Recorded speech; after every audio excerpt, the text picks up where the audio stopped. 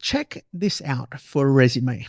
In her teens, Louisa Hawton used her love of skateboarding to help fight her depression. That fight would see her turning pro, allowing her to compete and travel the world.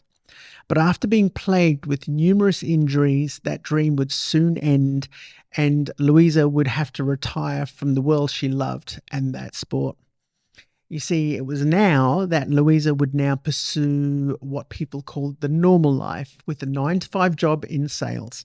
Working for commission, she did well. She did really well. However, that thought of once doing what you loved and your passion and riding a skateboard, traveling the world, getting paid, would constantly plague her consciousness every day. And soon that depression returned with a vengeance. You see, it was now in her late 20s, Louisa walks into a boxing gym for the very first time with a friend. This would change her life forever. Within a short time, Louisa Hawton would become the WBO female junior flyweight champion in 2016 and currently holds the WBC world title since 2019. And by the way, Louisa is raising 5 kids with her partner, Marcus. So first thing I'm going to say is, do you ever get tired of people going, "The champ is here"? The champ is here. Yeah, I'll never get tired of that.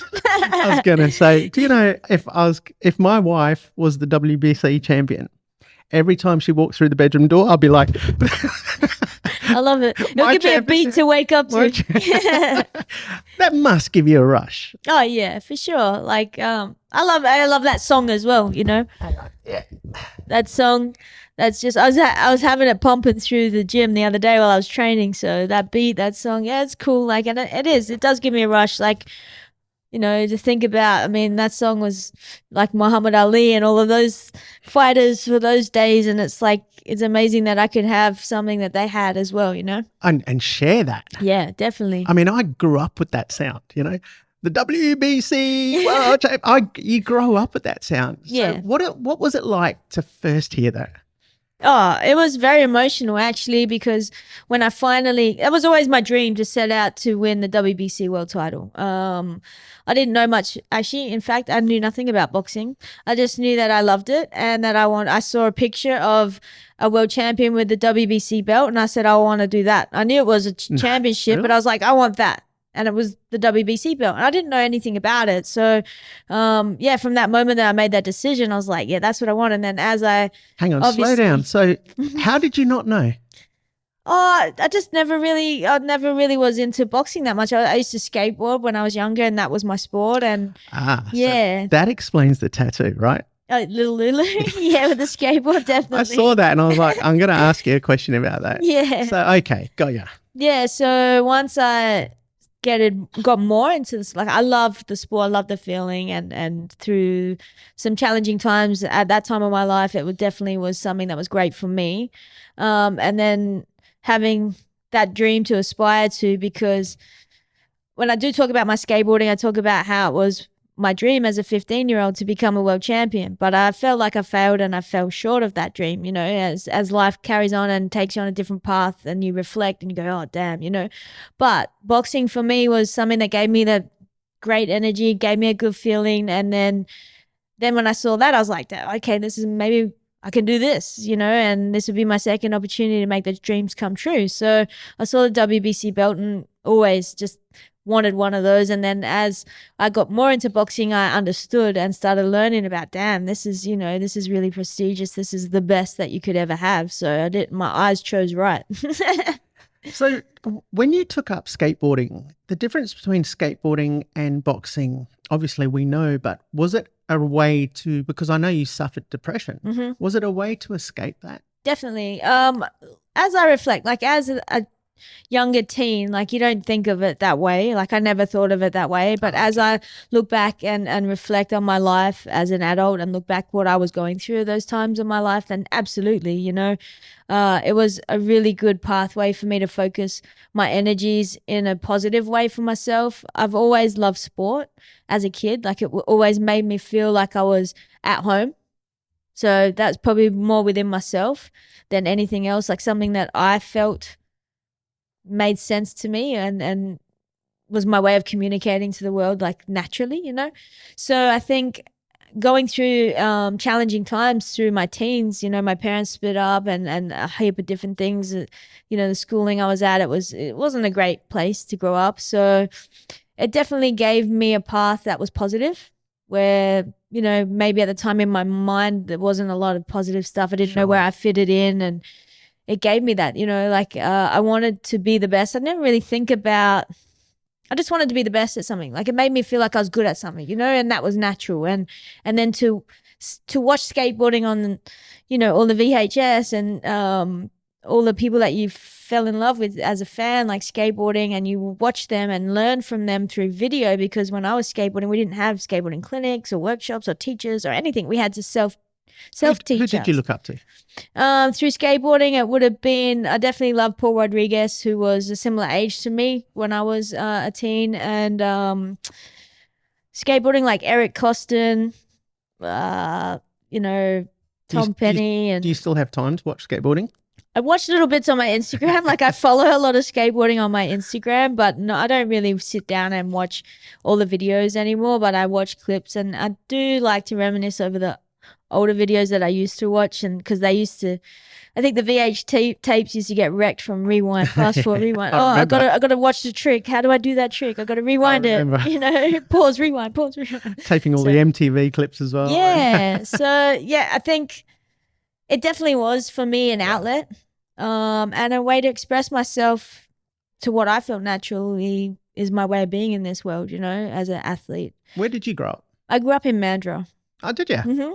Mandurah? Yeah. God, that place has changed now, hasn't it? A lot. It has changed a lot. It's crazy. It's just growing and growing. But, you know, there's still those pockets of like there is here. Yeah, definitely. But I, you know, deep down, I sort of like, I think every city needs a little bit of grunge, you know? Oh, it has to. Like, I think it's just like anything. You take positives and negatives together. That's what makes something whole, you know? And without where I came from, I wouldn't be who I am, you know? Like all of us, you know, like all of us. So like I do remember seeing an interview with you when you sort of said it was like a dark place that you were in, a dark tunnel that you couldn't get out of. Yeah, yeah. Now, personally, because I've done boxing, but more training wise, you know, to get fit, I don't think there's a better sport. I mean, I know when my wife used to have really hard days, she always used to say, there's nothing like putting on wraps, gloves and hitting the leather. Absolutely. I'd 100% have to agree with that. It's actually almost like a cathartic therapy, because, you know, you're letting energy out. You're able to let aggression out in a way that you, first and foremost, isn't wrong. No. It's not judged. And, you know, and it's an enjoyable feeling to be able to let your energy out that way in that therapy kind of stance. You know, there's a lot of people that I do train, especially women, you know, they come to me, and they're generally business women. They'll come to me and they could be highly strung, highly stressed, and they come and they're like, I love coming because I just switch off from everything else and it just feels so good, and they're always smiling and full of energy when they leave. And it's, you know, these things for our mental health are really important, and boxing in particular, because it has that aggression side of things. We can allow ourselves to let that all out. Yeah. You know, they do say that exercise to combat like depression is the number one thing that is not used enough.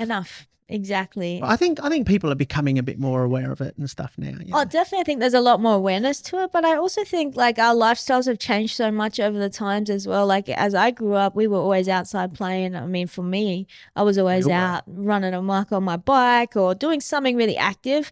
And now it's different. You know, we're all highly worked, and you know, if we're not working for ourselves, you know, there's our phones, there's everything that we need. Like I tell my kids, you know, when I grew up, I only had like 5-6 channels on TV to choose from. I remember. And now you guys, I can't even pick what we're going to watch for a movie together because there's so many choices. That is the hardest thing. Yeah. But, you know, in a way, because things are so easy, look, I know it as well. You do miss out on those simple pleasures though. You know, like when there's nothing on television and you've got 4 channels, you take your bike and you ride to a friend's house. Exactly my point. And in fact, TV is probably the last resort. The last thing. You know, so I think kids, they have it, but at the same time, I'm glad. See, I'm I'm about 14 years older than you. Mhm. So I know that era that Yeah. you're talking about. And I'm just so happy I grew up in that as well. you It know. was a magical time. It was. Magical time. Now, I've, this is stupid fanboy questions. That. Do you remember the time when you sat there and you were training and you went, I could do this. I Mm-hmm. could do this for a living. Absolutely, I do. Or I'm a little better at this than a lot of people that have come in. Mm-hmm. Do you remember when that was? Definitely do. Please. I will tell you that the time that I walked into a boxing gym and I was going in, my friend had asked me, women generally like a partner to go, oh, can you come try this with me? It's like a confidence thing that we can do together. And I was like, yeah, okay, cool. We'll go to the gym. And it was a morning fitness class for kickboxing. Just women, and mostly the mums from school were there. So it was predominantly women. And I got on there, I was like, wow, yeah, cool. This is awesome. But at that time, I was actually going through separation with my ex-husband. My children were young, like my daughter was only 1. So it was really like I was struggling and probably abusing like things that were helping me numb, like alcohol, like just, going through some really challenging times. So I was wondering what I was going to be doing. And I took to my skateboard again. And I thought, you know what, I'm going to do this because I actually went through the depression because I stepped away from that dream. And that was part of that I had recognized why I was in that place. Like I didn't know that was a big purpose in my life. And then waking up every day to do that sport and then not doing it. And not because you chose to, but because life went in a different way. Sure. You're like, holy shit, I didn't actually achieve what I set out to achieve. And I was like pretty dark on myself about that. I felt like I failed, but really I had climbed pretty high that I didn't really take much recognition for myself that. So that time I stepped into the gym, it was that. I was like, this is my way. I can do this. I want to be an athlete again because that's what I love. I picked up my skateboard again and I was competing again, but I was like, I don't know if this is it again, So you were competing in skateboarding? Yeah. So you were good. It wasn't just a hobby. No, it wasn't just a hobby. I actually got to skate at the World Cup when I was 16 and the people that I looked up to were there. Tony Hawk was there, Paul Rodriguez, I saw Tony Hawk recently on a skateboard on video. Yeah. So pretty much that skate competition for me, I was 16, was huge. It was massive. It was like Globe World Cup in Melbourne, but all of the pros had come out for that show. And the house was full of everybody you could think of that if you were a skateboarder and you love skateboarding, everybody that you would have ever wanted to see skate in the flesh was there, and I was competing under the same arena as them and being able to talk to Rodney Mullen and, have conversations with these guys and get to meet them and hang out with them. But I was pretty focused on what I needed to do. So you weren't just this other kid down the skate park. No. Well, the way you were talking before, and it wasn't until you just said, when I competed. Yeah. Okay. So no wonder why it hit you pretty hard. Yeah. Yeah. And that sort of fueled, look, I've heard that from every athlete that's come on. Yeah. There's reasons why that happened because you wouldn't be here today. Well, I wouldn't be a boxing world champion. That's you know what I mean? Like, so the hardships, we look back and go, oh, thank you for those because the lessons that we learn. And then realizing, like, you're young, you go through those times of having self-awareness. Like, we're not taught that stuff at school. So we have to learn that stuff through living. Do you know what I mean? Yeah. Which we still are every single day. But to look back and go, wow, because I got to skateboard in America and in different competitions. I was sponsored by Element Skateboards. Like it was really, I was living the dream. I was living the dream. I didn't hit where I wanted to personally hit. So what happened? Was it because of you going through a divorce and things like that? Because you said my skateboarding or? Yeah, because you said you were sort of still skateboarding. Yeah. So I guess I had a few injuries and then thought I'll get a job. Because I was skating. Yeah, I know. What was I thinking? Well, that's enough to make anyone depressed.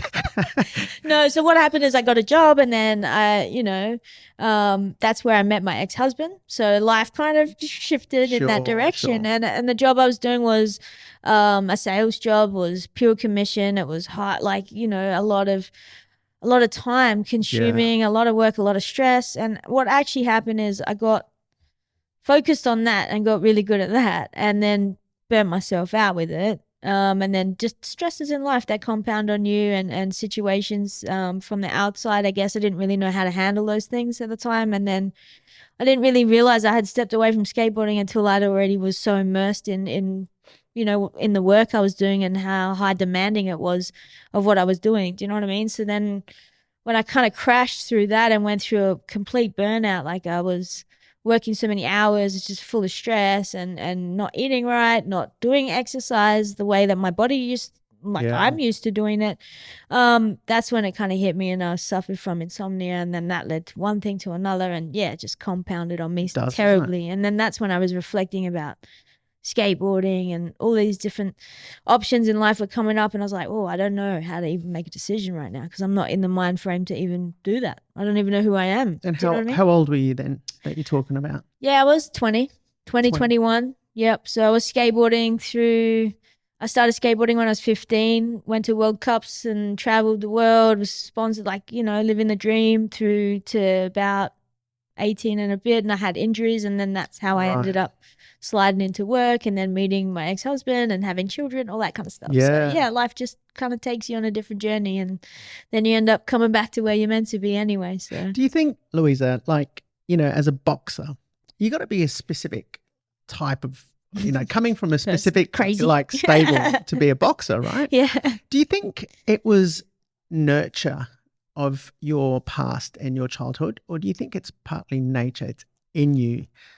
I think it's more innate nature. It's in me. That's what I mean. Being an athlete, that aggressive, skateboarding was, you take some really hard slams, and shit ain't easy getting up off the concrete and smiling about it. But not just doing the sport, to be that athlete, to win. Yeah. I mean, look, I've spoken to gold medalists and other athletes. I think it is. I used to think it was nurture, or a bit of both, right? I still do in a way, but at the same time, I remember this lady saying to me when she was 11, she just remembers coming home from school and running for 11 Ks. And she was like tiny. And each time she'd do a K, she would spell out the word Australia. Wow. See, that's installed. It has to be, and suddenly I started to realize there's this quality, like you're a world champion. I just had on recently, my last podcast was the WWE former wrestler, but he got into that circle, like you said, when that dream suddenly didn't work, he went into this form of, I'm a failure. Like, why am I, what have I done? Not realizing that he's acting now and a commentator. He comes from quite a family, like his father's quite a prominent AFL, sports background. Sports, yeah. So, but he suddenly has gone into acting, and now he's getting these roles in feature films, and he loves it. He loves it. And he said, if that never happened, maybe I wouldn't be where I am today. So in retrospect, it's easy to look on, but at the time you think, what the fuck am I doing? Well, you overlook a lot of stuff. Like I say to you, I look back and I was like, Jesus, I was living the dream. Like a lot of the guys would love to have done what I did with skateboarding and pushed it that far and got to be around those people and experience what I experienced and go overseas and compete like that.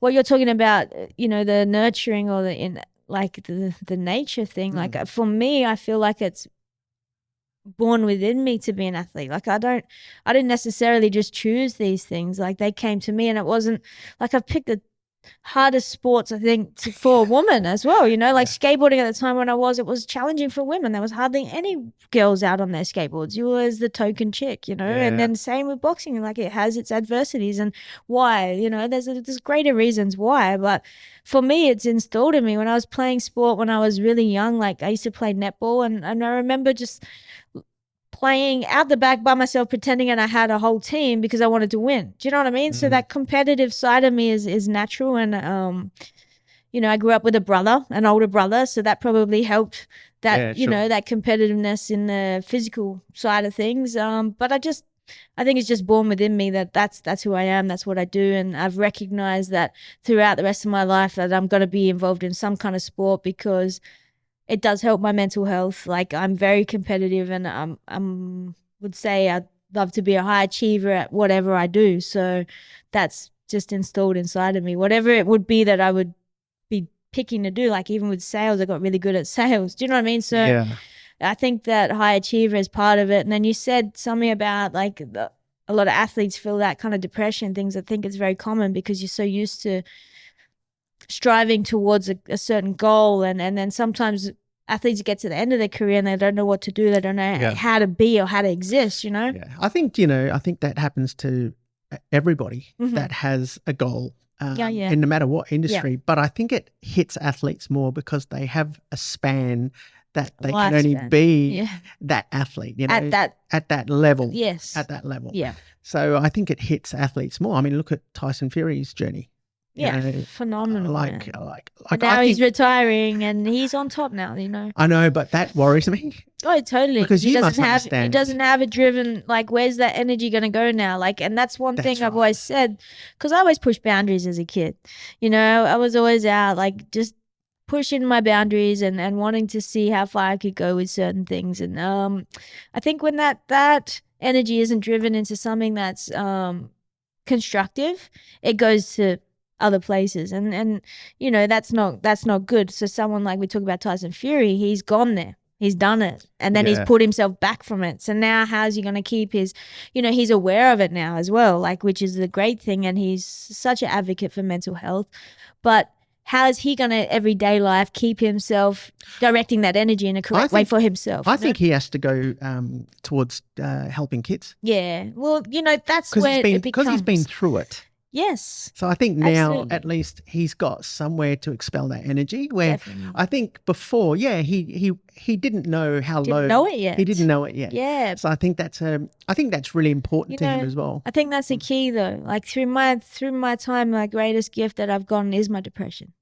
It's been my greatest gift because it's given me so much self-awareness, but it's also given me a way to be able to reach other people, you know, and with what I do and the way people look at you, or, you know, how I could break through those boundaries and do it for myself. I'm just an average person too.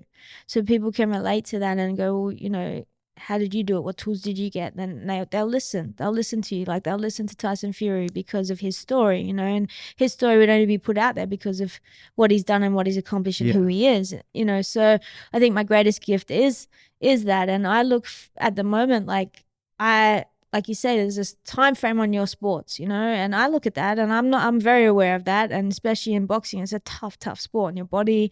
It's a tough sport business wise. It's just, you know, the most challenging, the toughest sport in the world, I believe. So I look at, okay, what am I going to do when I finish? Because I don't want to be getting somewhere, because I think what you said, when you have a goal and you're driven, you feel like you're good, right? But when you feel a bit lost if you don't have those things. And I believe that if you don't have a purpose in life, it's hard. Like you feel all the other things in life that can stress you out or worry. You can get into that downturn of your mental health suffering a bit because now your focus isn't there on something that's positive, you know? So I think about what am I going to do when I finish boxing? And it's definitely like I love speaking and doing clinics and talking to people about mental health and my story in particular, and sharing my journey with people, and then sharing boxing with people as to what's helped me and what's got me through tough times, and even still does to this day, you know. Well, I think it's people like you and, you know, that's bringing boxing to the highlight now, to the wider. I mean, George Kambosos, you know, like for what he's achieved. Can you imagine? Like I was watching that fight live, and amazing. Yeah, it's just, you know, I remember watching the fights of Costa Zoo and Jeff Fennick and all those boys. Yeah. And it's nice to see, you know, people like you and George and now coming through and a bit more of the spotlight coming down under. Yeah. You know, but they don't see the work that went into it beforehand, you know. And I take my hats off to George because, you know, my time in the States, I didn't do it the easiest way, you know, where we build here and then go there. Do you know what I mean? Like I was like, no, I knew what I wanted to do from the beginning. And I know sports from skateboarding, it's your opportunities are in the States. Same with boxing. Like it's the mecca of boxing. True. So that's where I wanted to be. And I didn't start when I was young, you know what I mean? So I was like, no, I'm going to get to it, and this is my goals, this is what I want to do, and I got to make it happen. So you had a plan? I had a goal. Because you look like off the seat of your pants type of girl, you know? That's me. So I know what I want, so I go after it. Do you know what I mean? So yeah, looking back, I could have done things a bit different way. But How old were you? You said I wasn't young. Well, that first time I went in the gym, I was like 28, nearly 29. Wow. When you started. Yep. And so I won my first world title in my 7th professional fight, and I had 2 amateur fights. So I had 2 amateur boxing fights. Yeah, because I wasn't even really interested, to be honest, to compete amateur, because I know I could have gone that route, but I didn't. Yeah. I didn't want to. Like, I knew I wanted a WBC belt as a professional boxing, you know, like not here to just. It wasn't like, let's season my skills a little bit. Let's just jump in. I learned on the job, you know. Well, it paid off. I can't say it didn't pay off. So, yeah, in 9 boxing fights, I became a world champion. So that must be really cool to tell your kids, though. It's pretty cool. Like, I don't know if they'll understand it till later in their life fully, but yeah, like it's. Like when I even say it, I'm like, damn, man.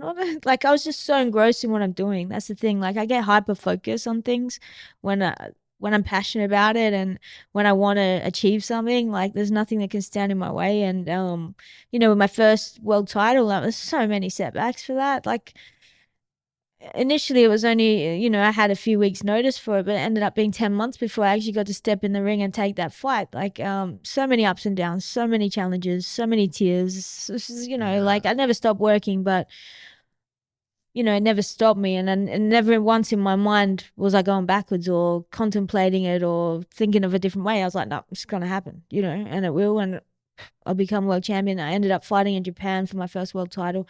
And to them, I don't think I was meant to win. Do you know what I mean? I had 6 fights. I had no amateur background, and their champion was 11-0 undefeated, and they're building her up and bringing her along. So I wasn't meant to go there and beat her. Do you know what I mean? Is it harder being the champion, or I mean the pressure wise, or is it nice being the underdog, but being the champion and staying the champion comes with different. Yeah, it's a different pressure, right? Definitely. I think. For me, because of my age, I like to think of fights that are forwards. You know, like I've been out of the ring now for a bit because of COVID, which has had its whole other set of challenges. I saw you locked away in that hotel. I've spent on that 3 balcony. months in quarantine, all up. No shit, yeah, really? Everything. Like, because I've still been trying to get about it. So a lot of setbacks, a lot of things, a lot of time out of the ring, which is not the best thing for, you know, for a fighter. You got to stay active, and that's how you know, become better and better and better. But I don't, like, now you know, I hold the title in my division. I want those fights. I want those other champions in my division. I don't want to tune up out. Like, just give me a proper preparation for the fight. I'll be good for it. Yeah. Well, you can. Absolutely, right? I can. Now, can you demand that? Or is it up to your promoters and things like that? Yeah, I guess the way negotiation goes, it'll be up to them to negotiate those fights. And, you know, like, it's different. Again, like women's boxing, like you talk about George Kambosos, he's in the driving seat right now. So he can pretty much get whatever he wants because everybody wants what he's got. And that's nice because he's flown everywhere. Well, that's what I was going to say before. Like, I take my hat off to him because when I was out in the States, I just did it the more challenging way, but I wanted to be over there and I wanted to be amongst it. I wanted to get those fights.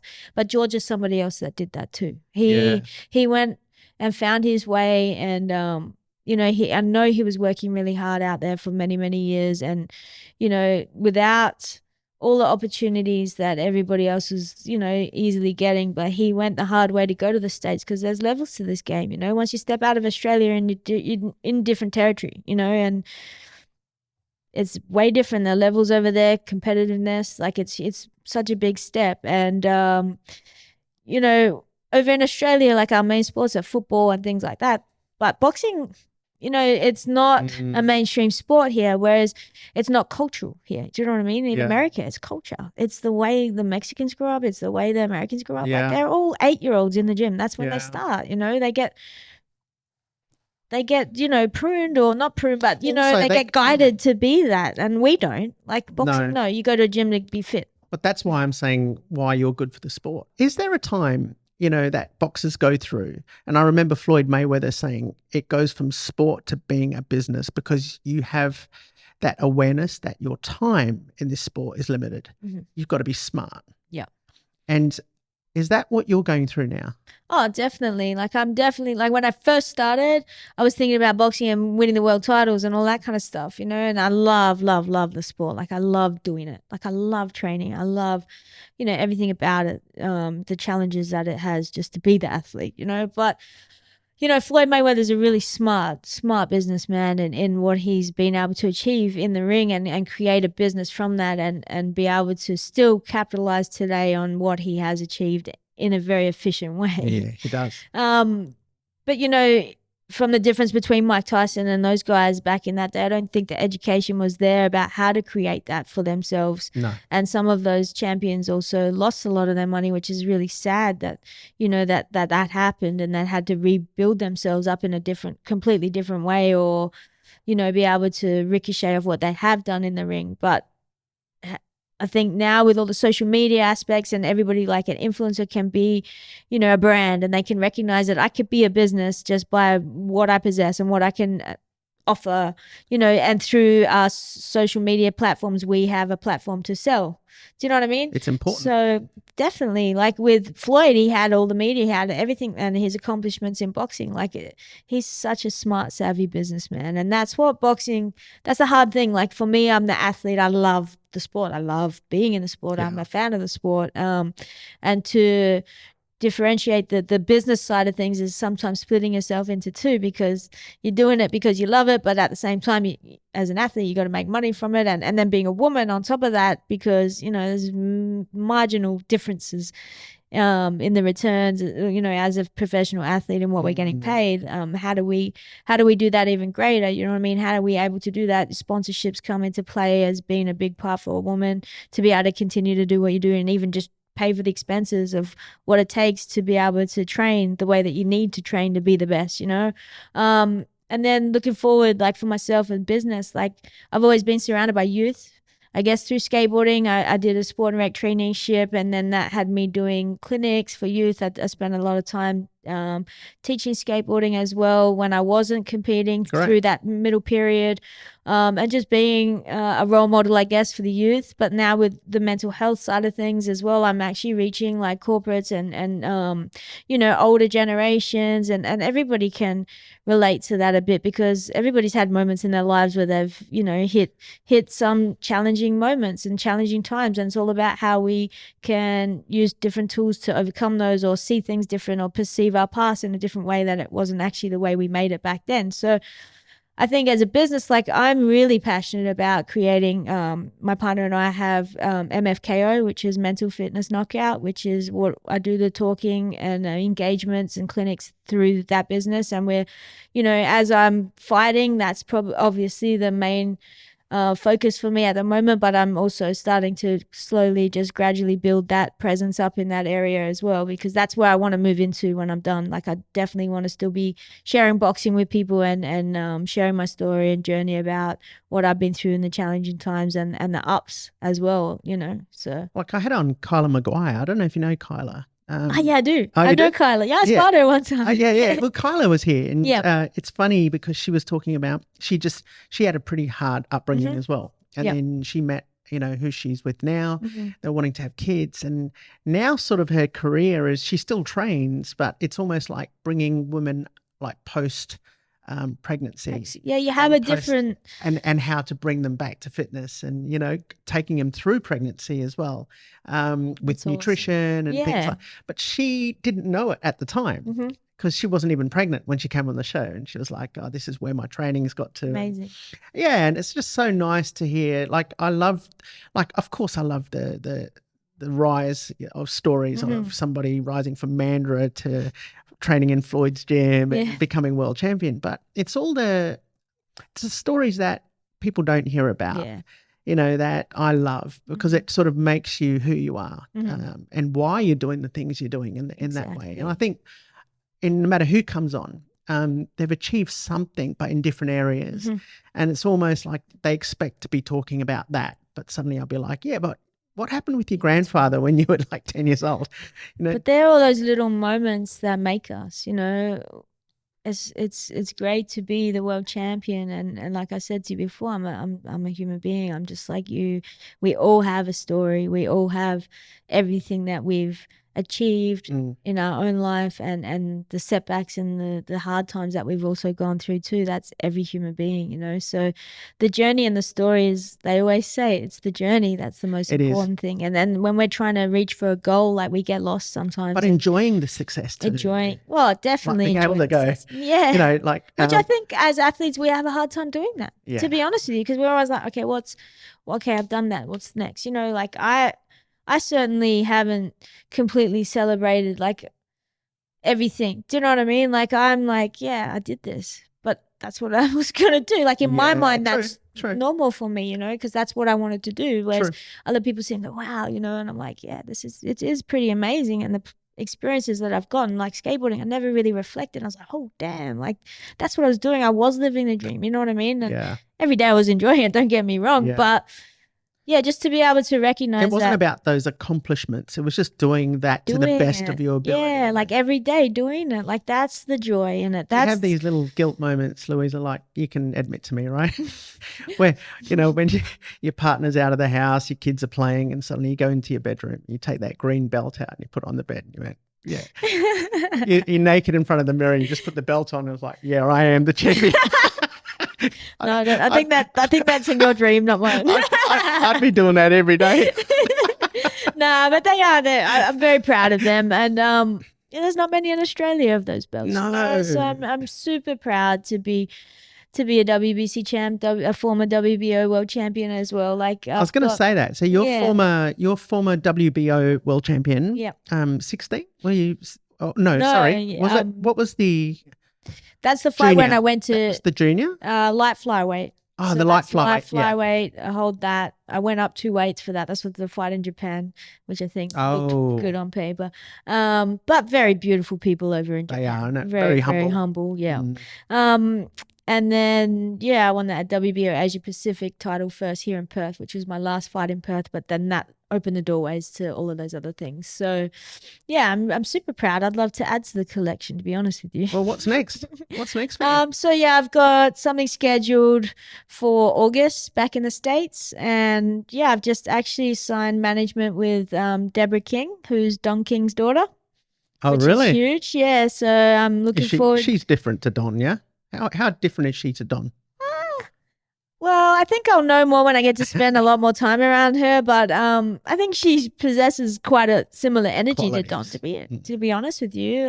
Don King has always been an advocate for women's rights. That's been something that he's pushed. If you look back throughout his whole career, I didn't know that. He's pushed women's rights, and for obviously for the black people and the colored people in America, for the racial stuff that's happened over there. He's still very strong about that. Obviously, there's still a lot of stuff happening over there, but that's the things he's pushed throughout his whole career and still does to this day. And also, you know, Don King is the first one that took such a huge risk for women's boxing.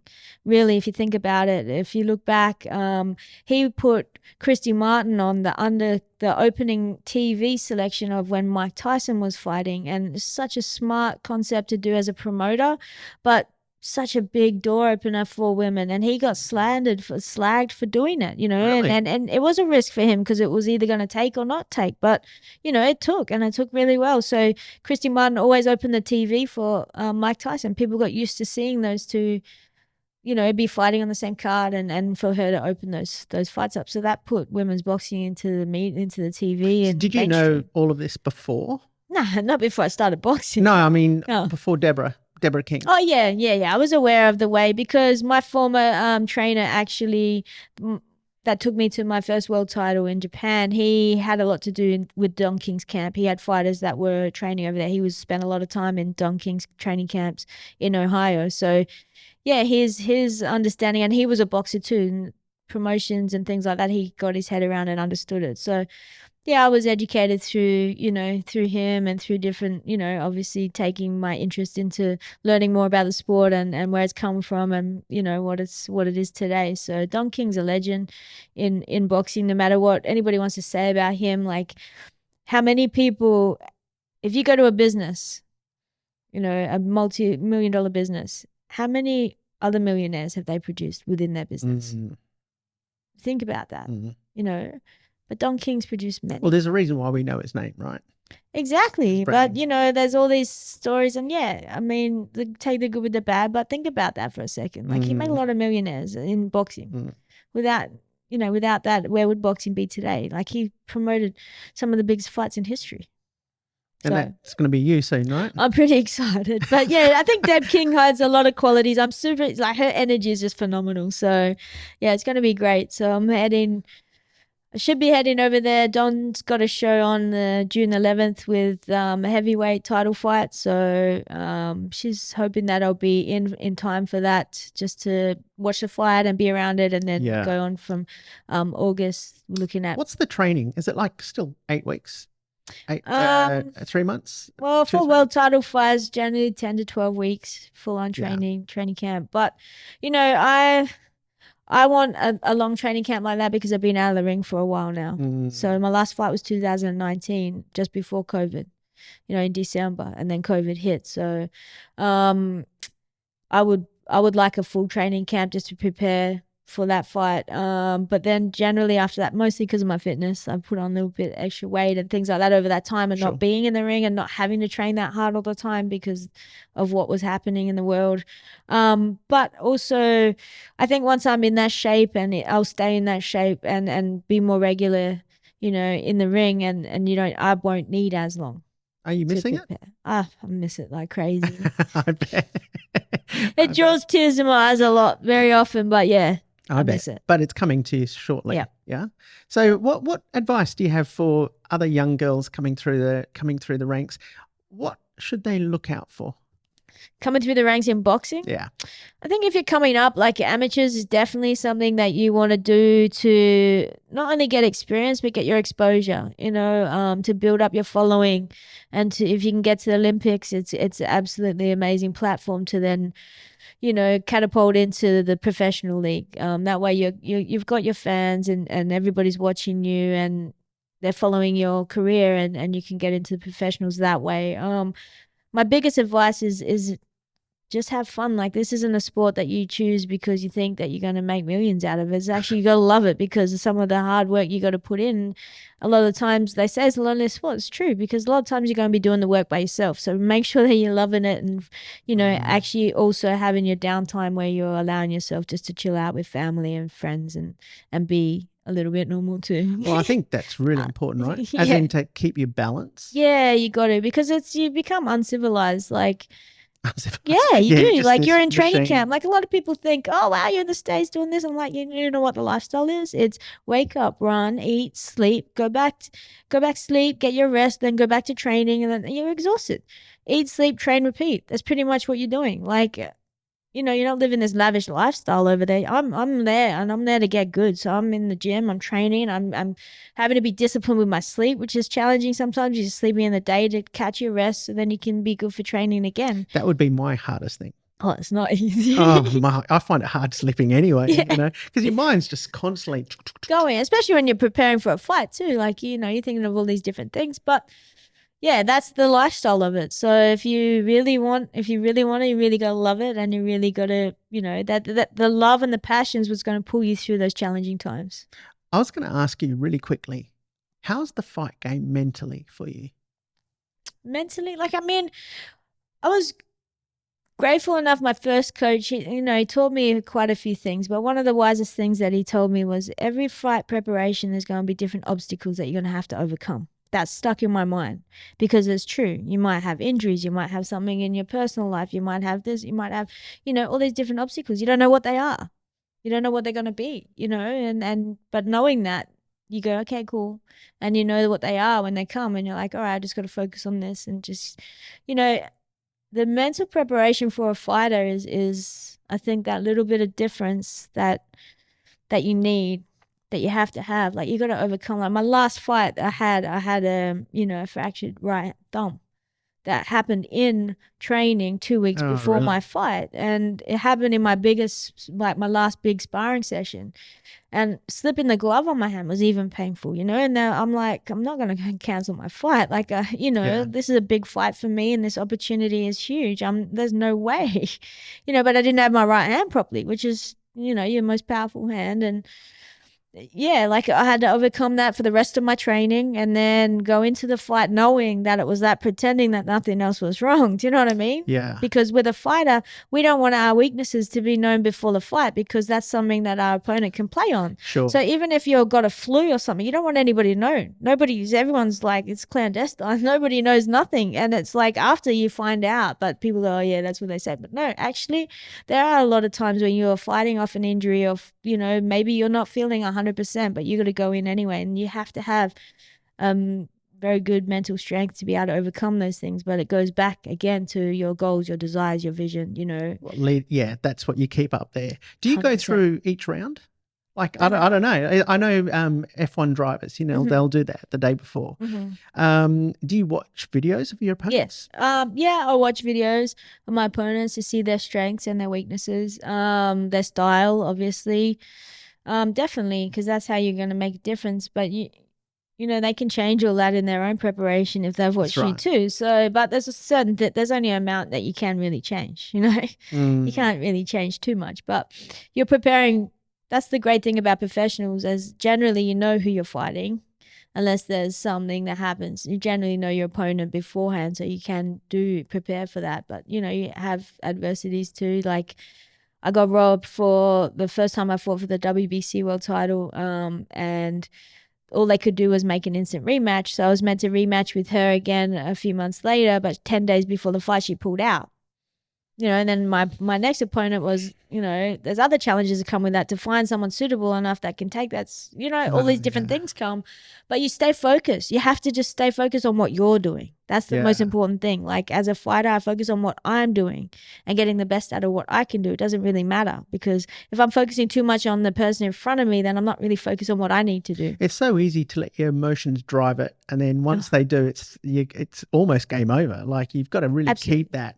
I think that's what happened with Telefimo, right? Like well, yeah, I think there was a lot of stuff going on outside. Yeah. And that stuff, like that is where I think for fighters, it's hard. Like that's why you go away to a camp and you're away from, you become uncivilized, because you need to shut a lot of these things out so you can just, one, get through the workload that you have to do, and two, be able to just be completely focused with no distractions. We're not in there playing a game of netball or doing this. It's your life. You're getting hit. You got to be 100%. If you're not 100%, you're gonna get hurt. And I think different distractions, emotional stuff, I think is really, like, emotionally we have to be fit, mentally we have to be fit, physically we have to be fit, to be able to be elite at that level. And it takes different, like, definitely pushes you. Like being away in the States for me pushed me so much. I'm away from my kids, and that was going to be my next question. It's like some days I'd run just crying because I'm away from them, but I'm try to help it drive me. I'm here. I've got to do it. I have to win. I have to do this. I'm spending time away, whereas people that are already in the scene over there don't have those things driving them either, because they've got, like what I said about going to Mayweather's gym, this is the norm for them. They take advantage of what they really have. Whereas for me, I'm coming away from home and I'm being away. I'm putting in the time, and it's a lot of time away from my kids that, mentally, you're using that as an advantage. I have to. It's almost like, well, these guys don't have that. Yeah, it's like an edge for me. Yeah. It is. It sucks because you don't want to be away from your kids, but the fact that you've pulled me away from my kids. Well, there's no other place for me to do it than over there. Like even, I would love to try and be able to do all of that back here. No, that's what you tell yourself psychologically. Yeah. The fact you pulled me away from my kids, I'm going to beat the shit out of you. Well, I don't even think it becomes about me and that. To me, it doesn't become about them and me. It's me and me. Yeah. It's me and my kids. No, I'm here. I've got to do this. This is why I'm spending the time away from my kids. This is why I have to go home with that. I can't. That time's costing me more than. Do you know what I mean? Is the biggest fight between you and you in the ring? Is it? Always. It is. Yeah, definitely. I think the biggest fights are always with myself. Like I'm a athlete and I love to be great at what I do, you know, not just average, or I'm not complacent. I'm probably one of the hardest workers that you'd see in the gym because I've heard that on your interviews. I heard your coach go, I haven't had men train like Louisa. She's the hardest worker in the gym. Because I'm dedicated to what I'm doing and I want to be the best. Like, how do I do that? How do I get that out of myself? And some days it's bad because it works against me. You know, if I have a bad day, then I can beat myself up a lot, which I have had to learn to take it easy on myself a little bit. But that's part of that being, you know, a high performer, a high achiever, you know, like even with people that study or do things like that, they beat themselves up if they don't. My wife does. Yeah. Yeah. You know? I think like that's what I was going to ask you is, can you relax?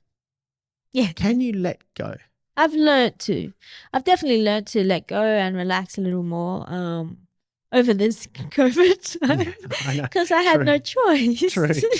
But in a way that's nice too, you know. But it has, you know, like everything like I said at the beginning, it comes with the good and the bad. Like it's just the way we try to see the things that we have in life. Like COVID hitting at the time that it did, like I got Supreme Boxing Female Fighter of the Year 2019 after my last fight, and then to come home to this, and then it's almost like having to restart all over again, you know.